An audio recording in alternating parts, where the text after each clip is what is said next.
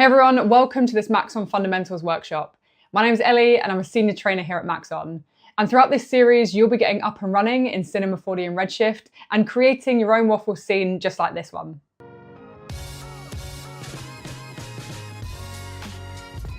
So whether you're a student, a beginner, or just interested in getting into 3D, then this is definitely the workshop for you. We'll be diving into the fundamentals of both Cinema 4D and Redshift, looking at navigation, modeling, animation, as well as lighting, texturing, and rendering. A few important things before we get up and running is this is actually a pre-recorded live stream, but don't worry, I'm also here in the chat with you to answer any questions that you need. Also, if you're watching the recording and you want to get in touch, feel free to ask your questions at training@maxon.net, or feel free to DM me on Instagram. I am at itwasellie, and that's Ellie with a Y. I'll be putting together an FAQ document of all the questions that you asked throughout this entire series, as well as full access to the project files, which you can actually access and download now in the description of this video. So in this fifth and final episode of this workshop, we're going to look at animating the scene that we've created. So over the last 4 days, the last 4 episodes, we've been looking at modeling and navigation. We modeled our own scene. We built it with a few different things in the asset browser. We looked at how to create a composition, how to light it, and then how to texture it. And then we looked at how we can create that final render. But now what we're going to do is we're going to take that, and we're kind of going to break it apart a little bit, and we're going to look at animation. And we're going to create this really fun, really playful animation ready for the end of this workshop. So for the final time, let's get started. Welcome back to the final part of this Maxon Fundamentals, where we're going to be looking at creating a really fun and simple animation for the waffle scene that we've just created. So this is what we're going to be looking at. We just have the box opening, the waffles kind of duplicating and popping out in a nice fun way. And then we also have this really simple camera animation pulling back. So this is how it looks inside of Cinema 4D. You've already seen the final animation. And so let's dive in back into our rendering project file scene that we looked at in episode 4 of this workshop. And this is where we're going to begin to start creating some animation. So the first thing I'm actually going to do is we don't really want to be seeing our materials because we don't really need to see them at the moment. So under options, I can actually hide my materials and then go to quick shading in my display. And now we have almost that default looking shot in our viewport. And let's just come out of our camera. So this one here, let's just come out of there. And now we can see, we can start to play around and dive into here. Okay, so to break this scene down, we have 3 things that are happening. We have the box opening.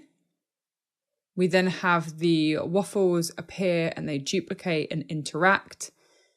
And then the camera is animating backwards. So how can we set this up? Well, the first thing we actually want to do is with our waffles, we can actually delete the duplicates that we made when we made the scene. And then we can just take our original. So these were the original 3. If you remember back in the first part of this workshop, we created 3 variations of the waffles.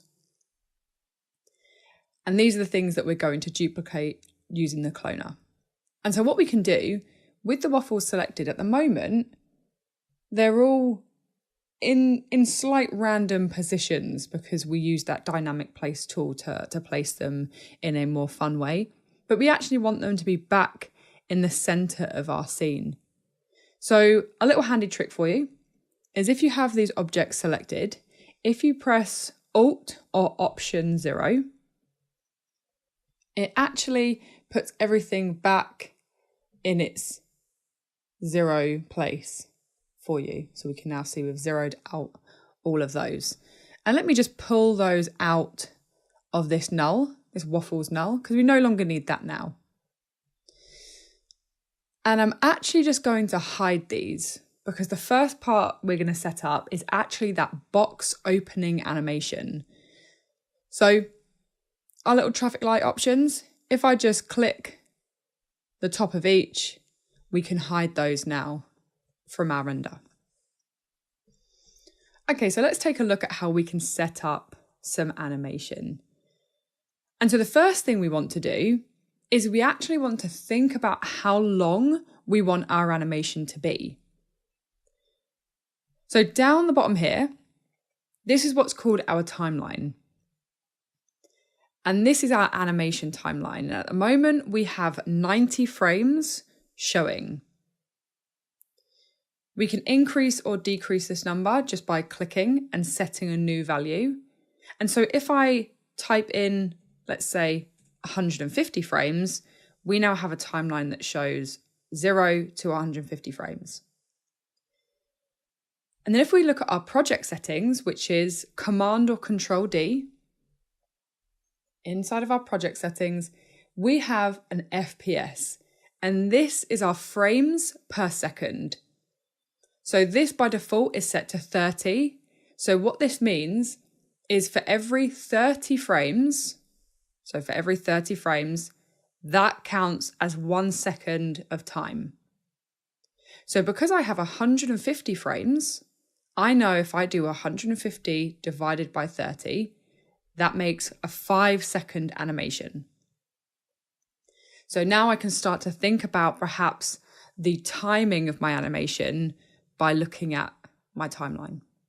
And this is where, as we begin to add keyframes, and keyframes is where we can animate our different objects and our different things and parameters in our scenes, this is where we're going to be defining where we add those.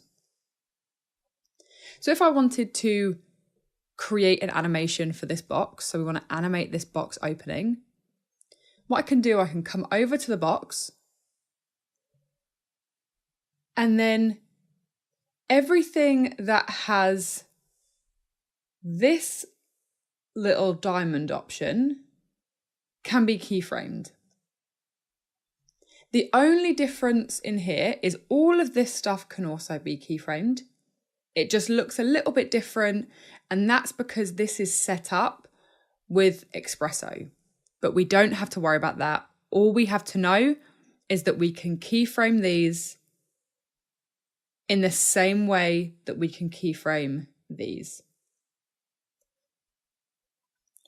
Okay, so if we have a look at these things, we can actually pull across these sliders, and so we can create that effect of the box opening. So what I can do, I can start with the box closed, because that's what I want to do. And then whenever I want my animation to begin, I can set that keyframe there. So we can see this, we have this little blue icon here. This represents where in my timeline we are. So we can see I'm currently on frame 34. I have my icon on frame 34. And so if I was to set a keyframe now on this top panel at this value, it will set it on this keyframe. So for me, I want to make sure this is the start of my timeline. So I'm clicking and dragging, and I'm going to set a keyframe here on my top panel at a value of 0 degrees. So let's just click that, and a few things have happened. First of all, our little button, our keyframe button has gone red, implying that we've set a keyframe. And then now just under where this little icon is, we have this little keyframe. So we've set this little keyframe here. So if I move that, we can see we have our keyframe. And the next part of this is now to decide at what point do I then want this to be completely open and at what degree. So what I'm going to do is on frame 80, so at frame 80, I want this box to be open. So I can open this to something like 195 degrees. And then I need to make sure I set another keyframe. So at the moment, this has gone yellow. And so I need to click that so it goes red. And now I can see I've got my keyframe here. And now what will happen is if I go back on my timeline, so we have loads of different play, pause, forward, back timeline buttons. This one goes to the start of my animation. Keep an eye on this box opening and keep an eye on this value, and we'll press play. And so now, really easily, we've set 2 keyframes that opens this box. Okay, the only other thing I want to animate on here is this top flap section, because I just want it to look like the top flap's opening at the same time as the main panel. So what we need to do is figure out which option this is. And this is actually this top tuck flap. So again, on frame 0, I'm going to set a keyframe here. And then on frame 30, so 1 second later, we just come out a little bit. I'm going to set this to a value of maybe, let's do 120. So we look something like this now. Set another keyframe. And then on that same keyframe as my top panel ends at 80, we need to make sure the flap isn't intersecting. So I can pull it back down, let's say maybe 75. So it looks like it's flat on the ground. And now we can set another keyframe. So what happens is, as I scrub or click and drag through my timeline, the box opens and that top flap opens. And then that top flap starts to come back down, looking something like that. Okay. If you want to adjust or change any of these keyframes, a few things that we can do. So inside of this menu here, this little keyframe menu, this opens something called our dope sheet. And our dope sheet is where we can see all of the objects in a summary, all of the things that we have animated, including their keyframes and their values. So we can see we have our timeline at the top. We have our keyframes. And as I hover over it, we can also see the values that they've been set at. We can click to move these along. So if we want it to happen faster, so we could pull all of these keyframes in. And so now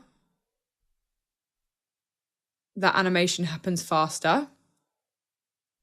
Or we could go the other way and we could have it happen slower. Let me put those back on 80. If you want to quickly change a value, you can double click. And so I could change. So this is where the top flap or the top panel is going to 195 degrees, which was this value in here. So if I wanted to change that, I can double click to change that value.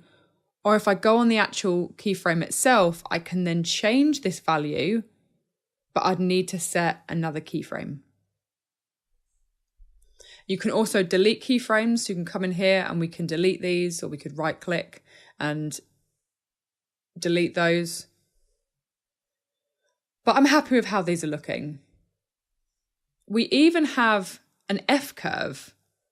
So think of this as the interpolation of your keyframes. So if you're used to working with After Effects and you know you have a ease in and ease out or an easy ease interpolation, this is a similar workflow where we can select by pressing Command or Control A, both keyframes, and then we have these little handles where we can control the interpolation as well as some simple interpolation types here. So we have this nice ease in and ease out. So what's going to happen is as my box begins to open, it's going to start slower, it's going to speed up, and then it's going to slow down again. We can swap these round. So we can create almost like a slow-mo effect here. And so this is going to be start fast, and then it's going to begin to slow down, and then it's going to speed up again.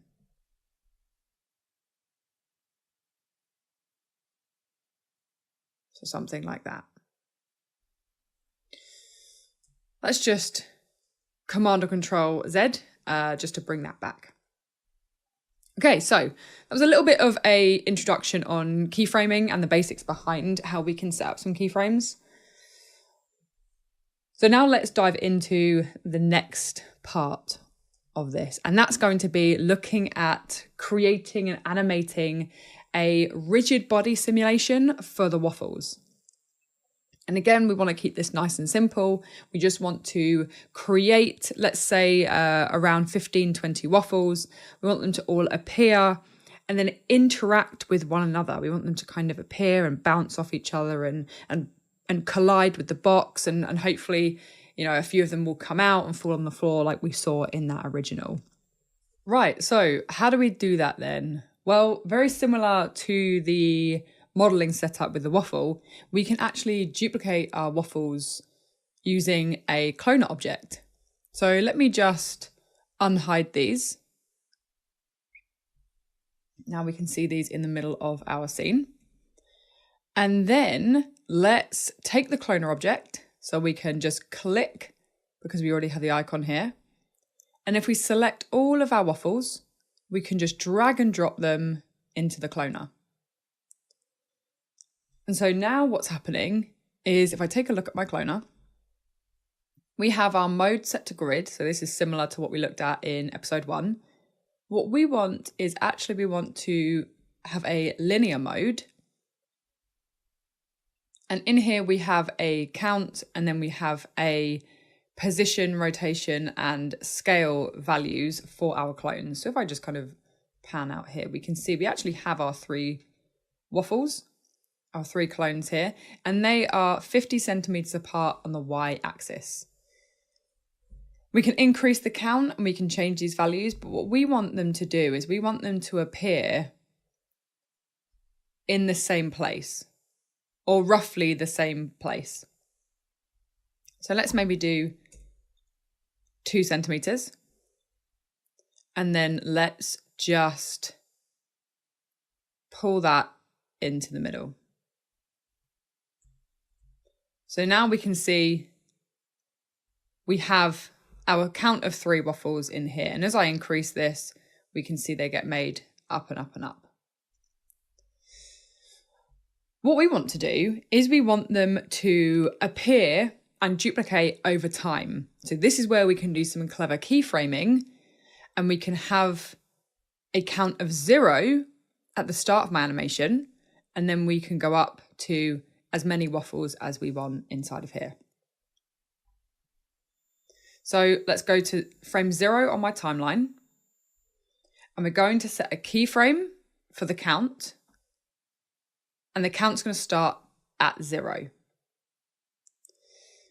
And then at frame 90, so when the box is fully open, we're going to do a count of 15.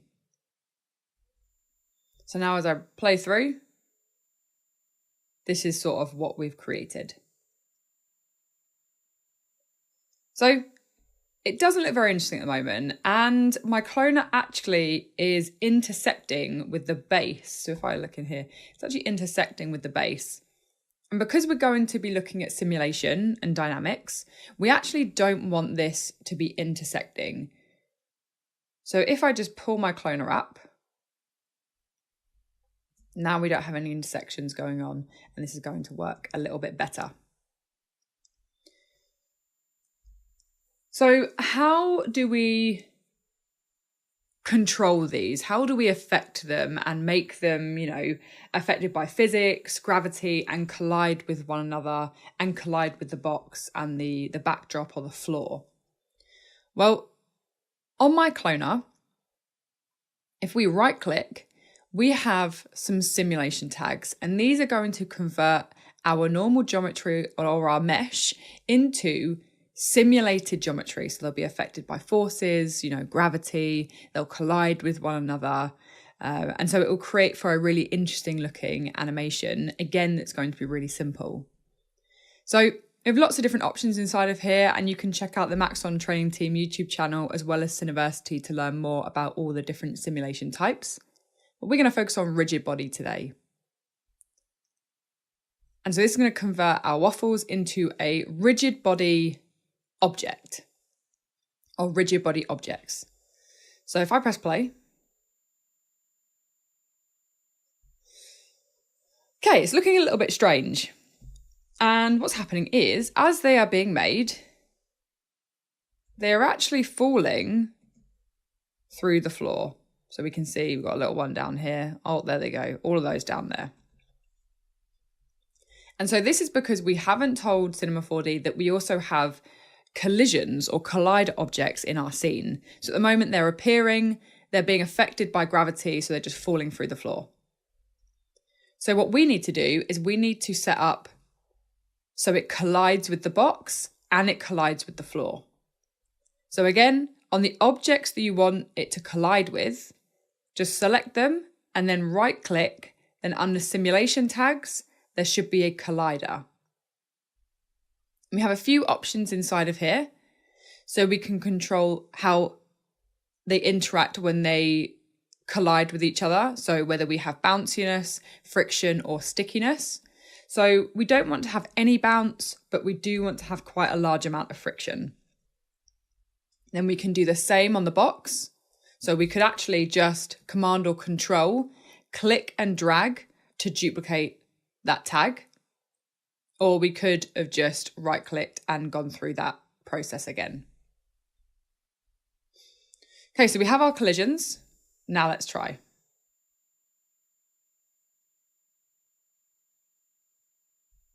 Okay, so we're getting something happen, but it's not really looking how I'd hoped. And this is down to a few different things in our scene. So first of all, inside of our rigid body tag, we have some different options. And again, we're going to keep it simple. So we're only going to worry about our collision tab. And we have those same collision controls. So this is going to be how the waffles interact with one another. So we can again apply friction, bounciness, and stickiness. So these are what we call constraints, and it affects how the simulated objects interact and collide with one another. But we also have a thickness value. And so think of this as a protective outer layer, a collision layer. So what you might find in some cases is we have gaps when things are colliding. So with each other, they look okay, but with the box, perhaps we have too much of a gap here. And this is because of the thickness is set to 1.5 centimeters, so that collision thickness has an outer layer of 1.5. Let's just set this to a little bit lower. Again, this will depend on the sizing of your objects. My waffles are 10 centimeters, so I can go to a low value. And I'm also going to increase some friction so we prevent some sliding from occurring. Now let's press play.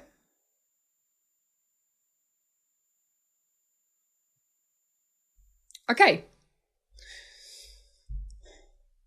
So it's looking a bit better, but what's happening is because in my cloner, I've got this position value, they're being created higher and higher and higher. And so it looks like they're just appearing up in space here. So let me actually just reduce that value. And now we'll create more of a popping. And that's because they're all being created in the same place. And so we get that extra little dynamic pop. Okay, so it's looking okay. I'm quite happy with this, but something I do want to do is I actually want to add some variation. So again, this has been a very key topic over this entire workshop, is looking at how we can create, variation within our modeling, variation within our texturing, so like roughness, for example, or bump. And now we want to add some additional variation to our animation. So inside, with my cloner selected, we've already taken a look at some of our effectors. So we looked at the random effector all the way back in episode 1 to create some random position movement. We can do the same thing here, but we can use it to apply some random scaling, because at the moment, the waffles are all the same size. So with my cloner selected, I'm going to take my random effector. And the important thing here is inside my cloner, to make sure it's working, inside my effectors tab, I can see that effector.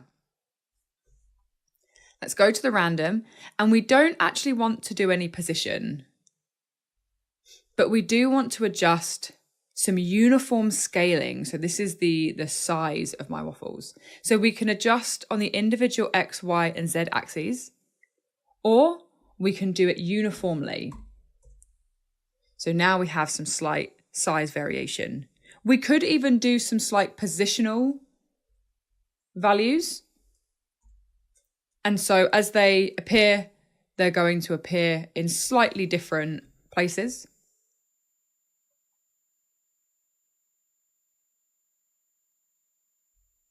Okay. So a few things that you may come across when working with this is intersections and collisions. And this is due to the accuracy and the precision of the simulation. So if you do come across these issues, Command or Control D to open your project settings. And then under simulation, we have a few different options. So inside of our scene, here is where we can control gravity and the density of the air. So we can switch off gravity if we want to, but we actually want it to be interacting in our scene. We have a time and a scene scale. So the time scale is the timing of your simulated objects. A value of 1 is its normal speed. A value of 2, it would be simulated twice the speed. Or a value of 0.5 actually works to slow down our simulation. So this would be 50% of the original speed. And I actually quite like this as an effect. I think it looks quite nice, having a slightly slower looking thing. And it also, in my opinion, prevents a little bit of jittering. We also have this scene scale option.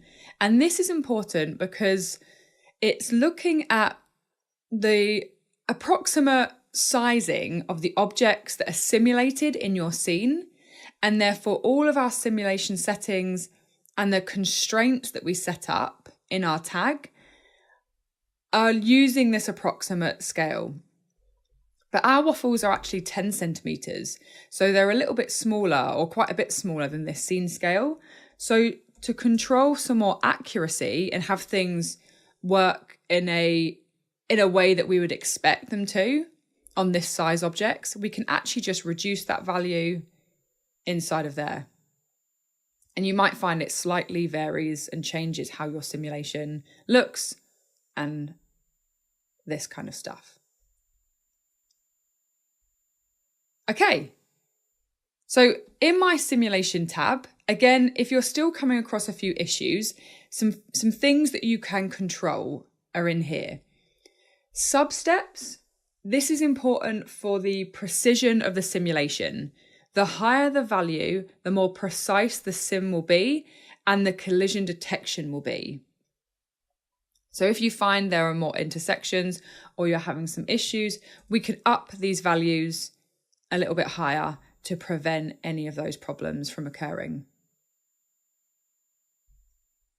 We then have iterations and smoothing iterations.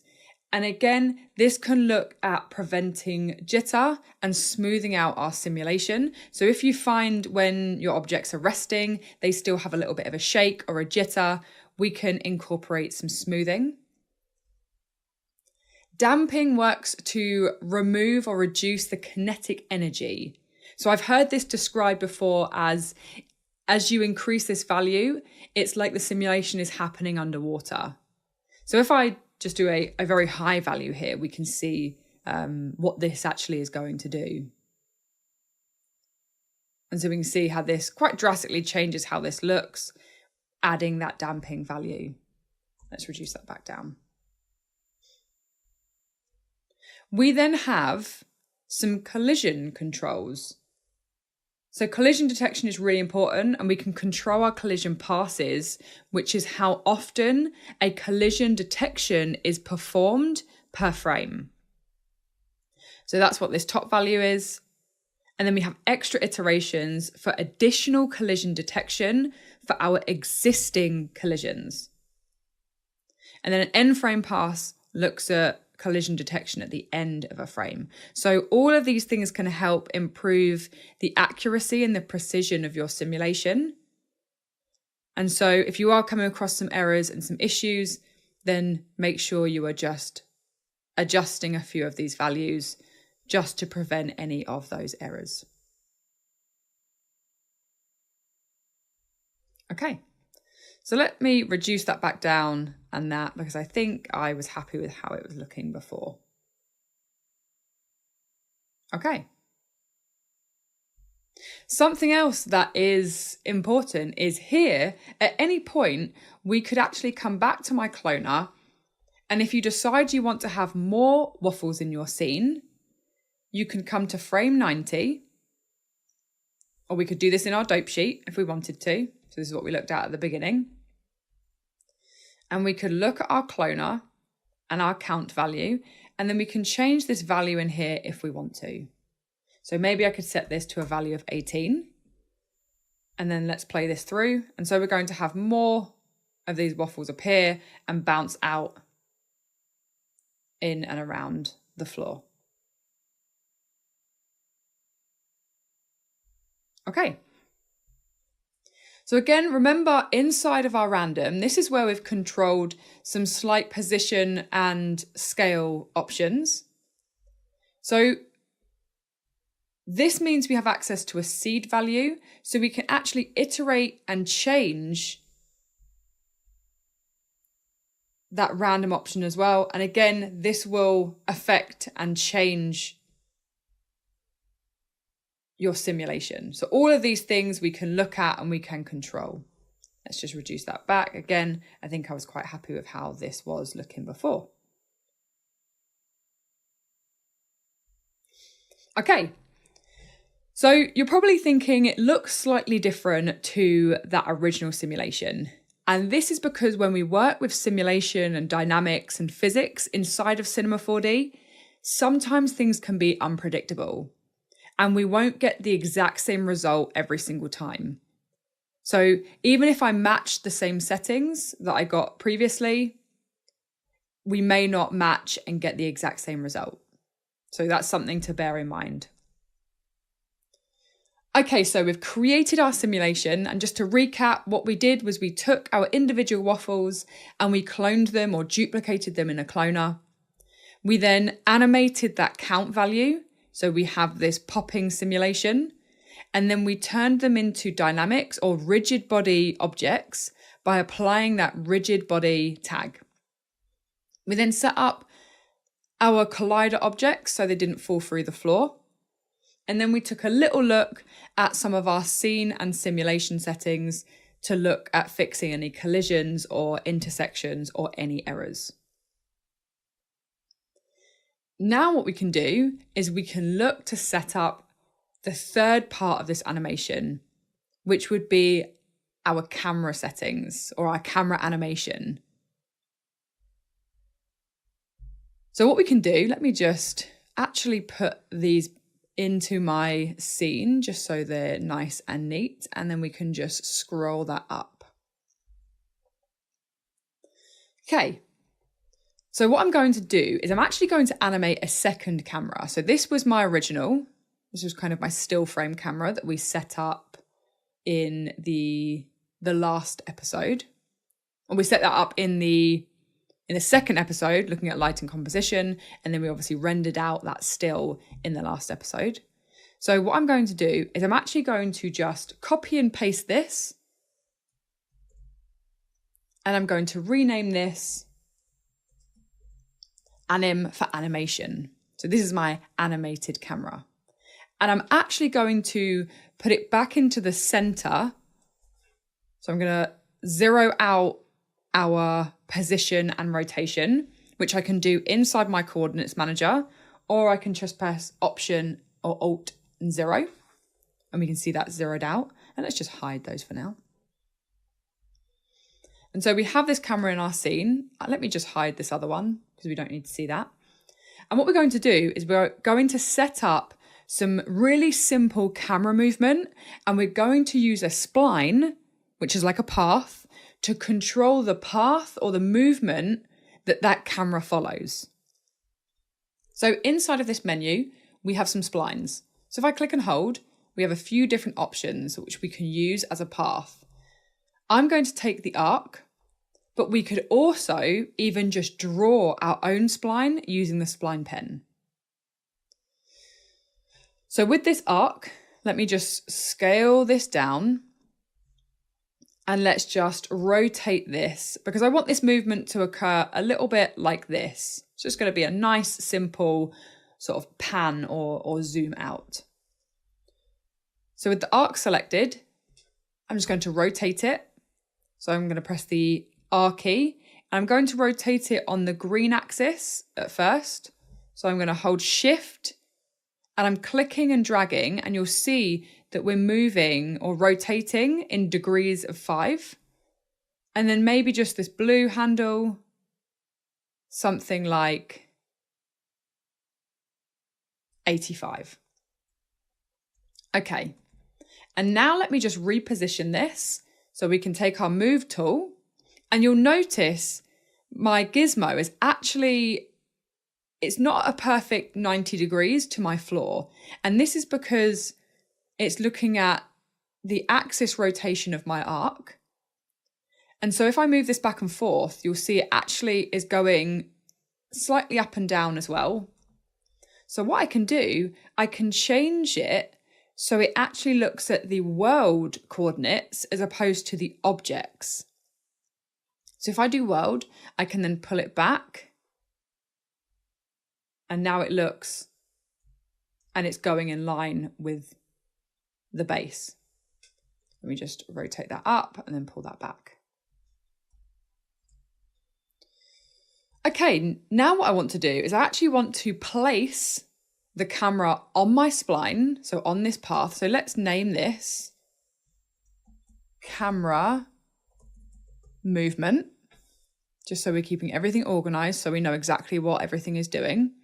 So I want to put this camera onto my arc or onto my spline, and then I want to control its position on there.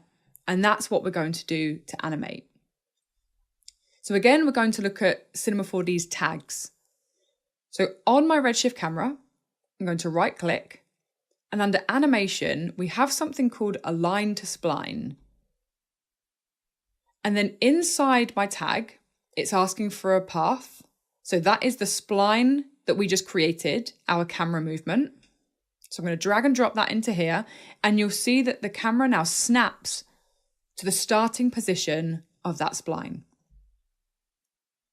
And what's really great is now I have this position option, and I can control the position of my camera. So here we're able to create some really simple animation. But what you'll notice is the camera is actually always facing on this Z direction, on this Z axis. But we actually want it to always be facing our scene, our box of waffles. And so we've already looked at the target tag when we looked at lighting, and we can do the exact same technique here. So again, on my Redshift camera, I can right click, and under animation tags, we can apply that target tag. And then what we need to do is we need to remember target something. So we could target the object, but what I like to do is I like to use a null And this is going to be our camera target. And I'm going to place that null inside my target here. And I'm just going to reposition this something like that. And if we pan out, you'll see that my camera is now facing this target, which means as I now control the align to spline position, we're always going to get that. Okay, so now let's take a little look inside of my camera. So this is where I want to start. We can see we are very, very much too close to my scene. We can't see anything. We can only really see the front of that box. So in my 4 views, so again, we just clicked this minimize, maximize window. We can actually use our different views to reposition that camera movement. So what we have to move is the spline, because remember, everything else is connected to it. So if I just move this out, maybe we could scale it up slightly and again, move it back, just so we get something that we're happy with. Maybe a little bit further back. And actually what I might do, I might make it a little bit longer. So I'm going to make my spline, my arc spline, a little bit longer, so just slightly. We have something like this. Let's maybe go. Let's adjust my camera target a little bit. And now, as we animate this, this is what we're creating.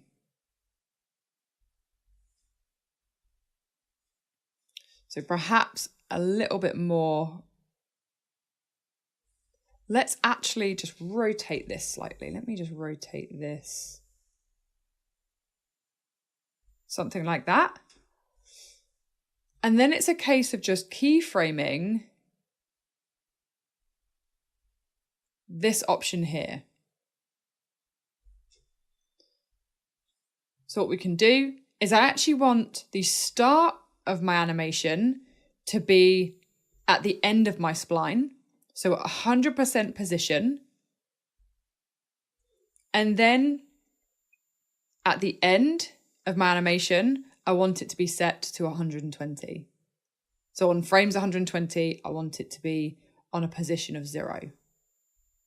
And then what we have is we have this happening. Okay.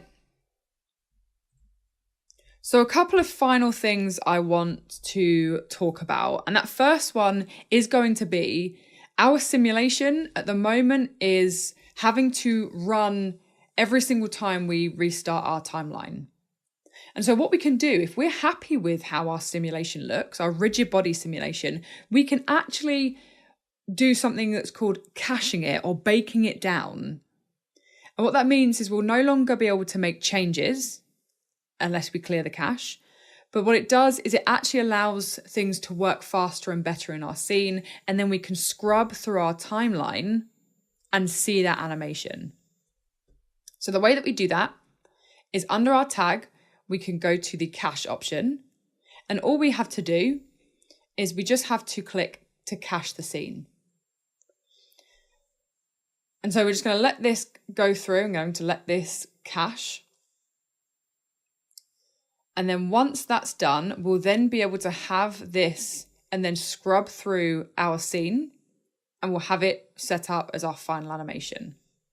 So now if I scrub through, we can see we have that. So I'm not very happy with this, but I mean, I could go back and make these changes, but just for the sake of the workshop, that I'm actually not going to worry about doing that. But if you do then decide you want to come back and make changes to your animation or your simulation, all you have to do is clear that cache and then reset that up and then recache that simulation if you want to. Okay. So we're almost there, but there's something I do actually want to talk about, and this is actually back on the texturing topic. So if I go into my Redshift render view, and I'll just dock that inside of here, let's just take a little look in my Redshift camera. So as this animates, what you might notice is the texture is actually moving. So if I just do this slowly, keep an eye on these spots or these circles here. As I move through, it's as if the texture is actually in place or in kind of like in the space, and the object is moving through it. Therefore, we get a change in this noise. And so if we want to fix this, if you've followed this method and you're using max on noises, I'm going to show you a quick way of how we can fix that. So inside of my materials, this is happening inside of the cardboard here. I'm just going to double click to open that up. And the issue here is this max on noise. So this is what we're using to blend between our materials. And it looks something like this. So we'll be able to see this now, this moving. Okay. And we don't really want that. The way that we can fix it is if we come down into our input, at the moment, the source for this input is set to object. If we set it to UV or vertex attribute, and then we can just refresh that, you'll notice that it changes how it looks entirely. But what we do have is we now have it sticking to the surface of our object. We don't have that movement. So all we need to do is we can then play around with our scaling to then bring back a look that we're happy with. Maybe 1.5 could be a nice one. And let's unsolo it. And now we don't get that additional movement.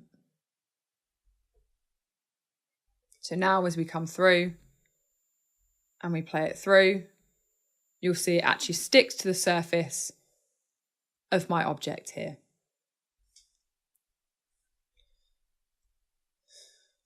Okay, one final thing is now, how do we want to render this actual animation out? So in the last episode, we looked at how we can render a still inside of our render settings. So we looked at our output as well as our Redshift render settings. But what we want to do if we're rendering out an animation, under output, we have this frame range option. At the moment, it's set to current frame. So when we set this to render, we're just going to be rendering out the current frame, which is currently frame 5. In order to render out an animation, is we want to render out all of our frames or some of our frames in our timeline. So if we set this to manual, we can control which section of our timeline we want to render. So if we only wanted to render 90 frames, we could do 0 to 90, or we could do 30 to 120, and we'll just be rendering out that particular section. Or if we want to render our entire animation and our entire timeline, we just set this to all frames, and you'll notice that automatically it sets that from and to frame range for us. So that's the first step. The next step is to go into your save path, make sure you apply a file path here, and then choose your format. We have 2 animation formats, MOV and MP4. But I would recommend rendering out an image sequence. And this is because, as we know, software and technology can sometimes be unpredictable. If you are rendering out an MOV or an MP4 and it crashes partway through, or something happens and we get some issues partway through, we lose all of the data that we've already rendered. But if we render out an image sequence, for example, a PNG sequence, we will get an image per frame, and all we need to do is composite that together, in software like After Effects. And so if at frame 90, we have some issues or it crashes or there's some artifacts on a particular frame, I don't lose all of that time and that data. I can keep that information and just render out the remaining or the frames that have issues. And then, as I said, we can just put that into something like After Effects, apply some, fun color grading effects or some extra effects using Red Giant, for example, and create that final animation and export that then as your MP4 and as your MOV. So we've come to the end of this Max on Fundamentals workshop. I hope you've enjoyed this series and have been able to dive more into learning Cinema 4D and Redshift.